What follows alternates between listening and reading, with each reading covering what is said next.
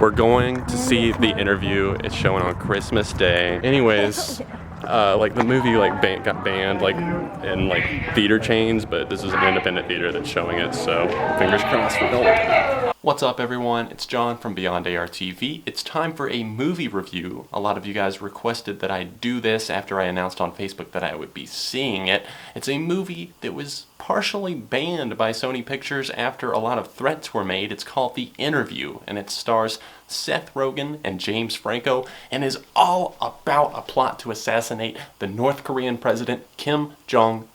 Of course, that was seen as offensive to North Korea, and reportedly the film was edited a few times. It got pushed back. The release date was originally October, then December rolls around and it's supposed to come out Christmas Day, and then on my birthday, December 17th, they announced that Sony's pulling it because they're scared of this hacker group that got a hold of a lot of emails, a lot of stuff. They call themselves the Guardians of Peace, yet they're threatening to attack theaters that actually screen this movie. That doesn't exactly seem very peaceful. I don't know if the name was supposed to be ironic. I went with a couple of my friends, and no, I was not scared about being attacked while I was there. There was only about 300 cinemas all across the US that were screening this film on Christmas Day, supposedly at least. Of course, Carmike, Regal Cinemas, a lot of the major ones, I think all of the major ones actually canceled their screenings of this movie just because, wow, we're terrified, we gotta back down.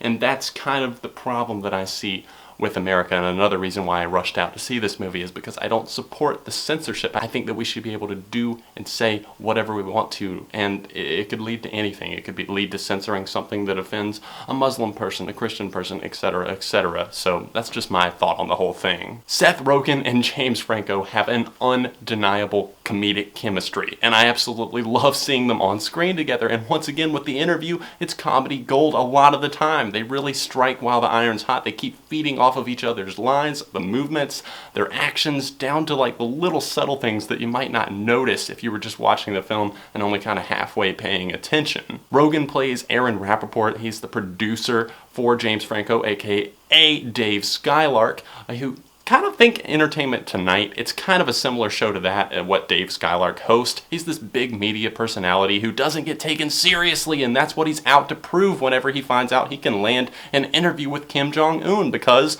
drumroll, Kim Jong-un actually likes his show. He thinks he's like an awesome guy apparently, and he wants to get him out there, do an interview. Of course, all of the interview questions are going to be written by Kim Jong-un, and of course, comedic events are going to ensue. The CIA gets involved with Skylark and Rappaport, sends them over there to basically assassinate Kim Jong-un. There's a couple of different failed ways that they think they're going to do it. There's a couple of cool plot twists that you probably saw coming, but at the same time, it's still worth it because you know there's going to be so many comedic misadventures throughout the way. There's some really funny moments that involve tigers, explosions, stuff going up Seth Rogen's ass, which is just absolutely hilarious. That whole scene is so uncomfortable, but so funny. It feels like the writers, of course Seth Rogen and his friend Evan Goldberg, who have been writing together forever, it's just at this point they know exactly what they want to do.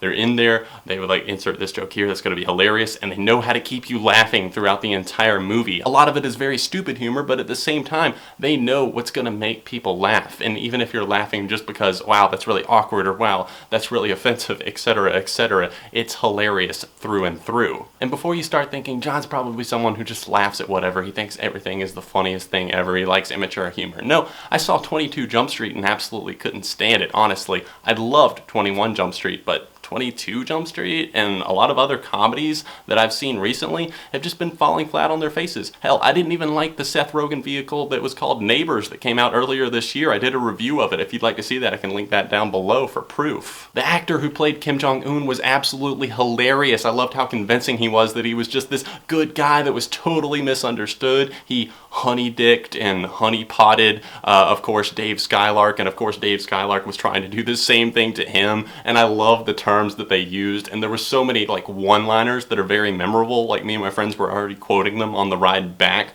from, we had to drive about 30 minutes to get to a theater that was screening it. We were already quoting these lines, so you know it's going to be something that sticks with you. I thought it was through and through a very entertaining film with some factual information in there about the deficits and their poverty line and the fact that 2/3 of the country is more than likely starving. It's a terrible country that is led by a ruthless dictator. I think maybe just maybe it'll bring a little bit of awareness to the situation, and maybe just one day something will get done about it. The Interview for me is a 4.5 out of 5 stars. I was definitely entertained by the film. I thought it kept me laughing, it kept me interested. I wanted to see what was going to happen next. There was a lot of cool developments with Dave Skylark's character, and I thought that James Franco did a really good job. Of course, the actor I really want to praise here is really Kim Jong-un and, of course, Seth Rogen, and maybe even the female protagonist that kind of honeypotted Seth Rogen. There was a lot of great acting in this movie that I think a lot of people are going to dismiss as kind of childish and stupid, but at the same time, I just think it's kind of a